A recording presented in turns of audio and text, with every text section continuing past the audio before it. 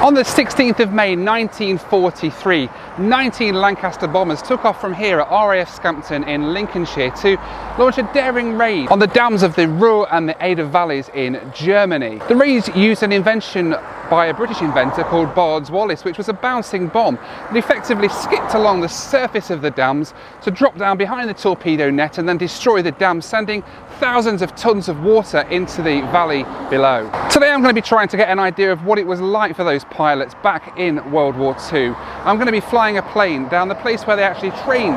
Now, the mission to destroy the dams over in Germany, or Operation Chastise to give it its proper name, was a top secret mission, and the air crews only had a few weeks before they actually did the mission to do their training.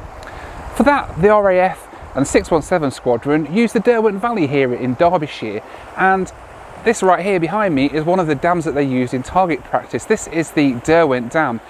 It was chosen because of its resemblance to the Mörner Dam over in Germany in the Ruhr Valley, which was one of the dams that was destroyed.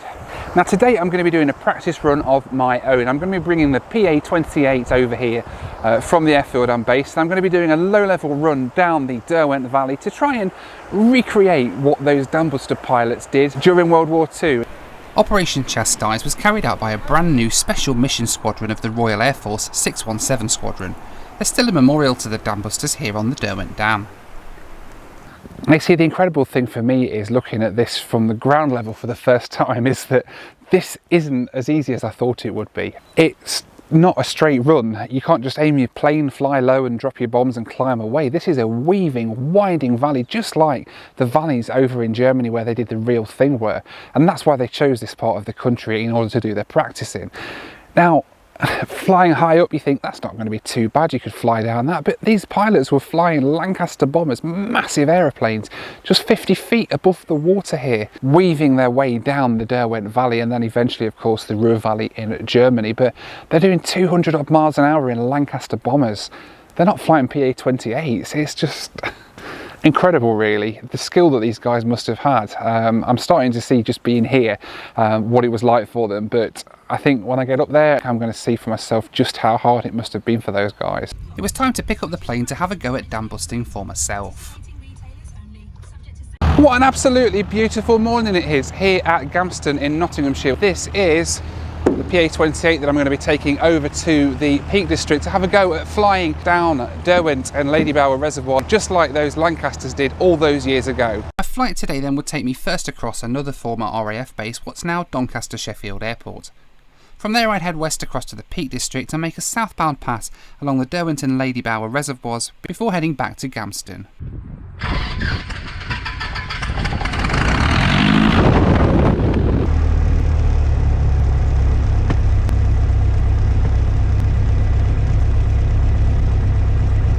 Lima Bravo taking off runway 21. The surface wind 220 degrees, 15 knots. Let's go. Okay, T's and P's are in the green, airspeed is increasing. 50 knots, 55, let's rotate at that. 65 knots.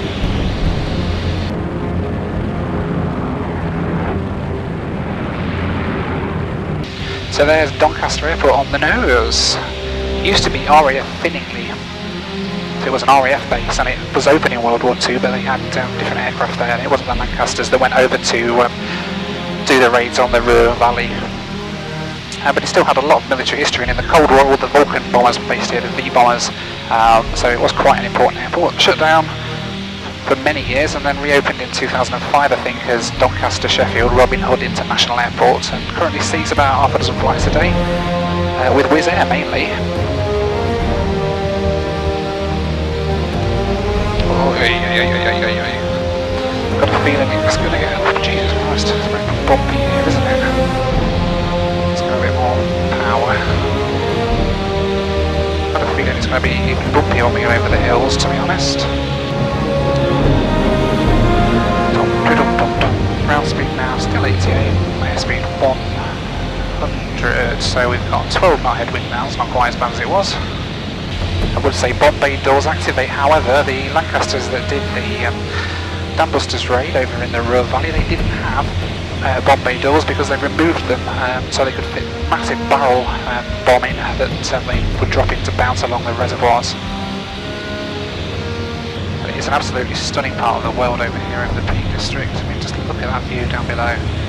Endless barren landscape of the Peak. It's hard to believe that we're so much between Sheffield and Manchester right now, two of the biggest cities in the UK. And this is the wilderness that sits between them, and it's bloody bumpy again, isn't it? And I can see Howden Reservoir just down there on the left, so we're going to turn in a minute. Turn again. Okay, clear to the right, clear to the left, and would you look at that underneath us there. So we can drop to 1700 feet, which is 500 feet above. However, we also need to make sure that if the big spinny thing in front of us stops spinning, that we can land clear. So I'm not going to go too low, but as you can see, there's plenty of ground to land on should we have an engine failure at this height. I'm going to stick the carb heat on because we're just pulling back a little bit to drop down. And here we go, let's go for the run.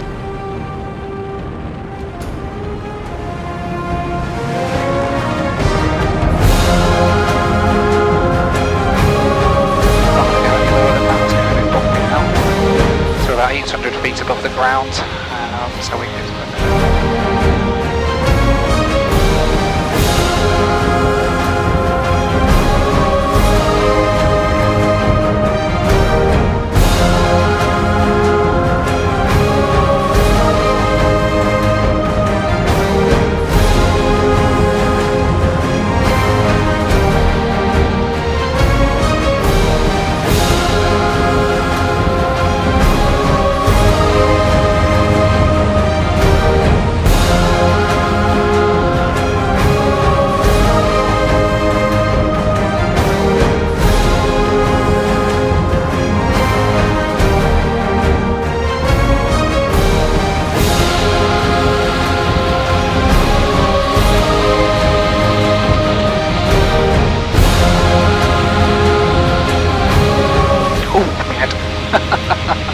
That was a bit heavy, that one.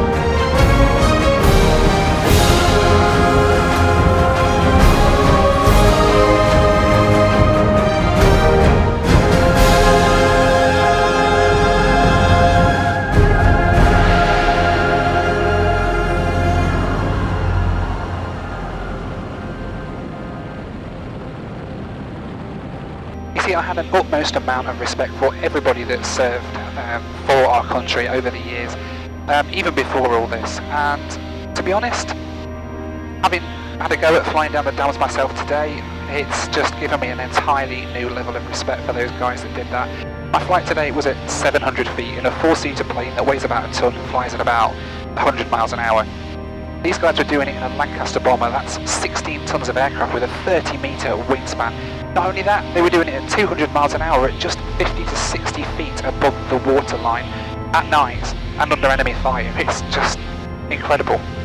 Don't forget as well that the guys flying these missions, some of them as young as 19 years old who were on these aircraft. I just have so much respect for the guys that were able to do that, knowing how hard it was in these relatively nice conditions in a little four-seater plane. I can't even imagine what it would have been like in a Lancaster.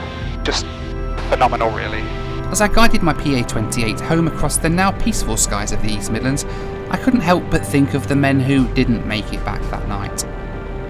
Of the 19 Lancaster bombers that took off from Scampton that night, only 11 made it back. 53 airmen were lost that night and 3 were captured by the Germans. The raid also caused the deaths of an estimated 1,600 civilians. 617 Squadron, however, lives on. The Dambusters are now based out of Marham in Norfolk, flying F-35 Lightnings. The aircraft may be different, but their motto gives a constant reminder of their history. Après moi, le déluge. After me, the flood.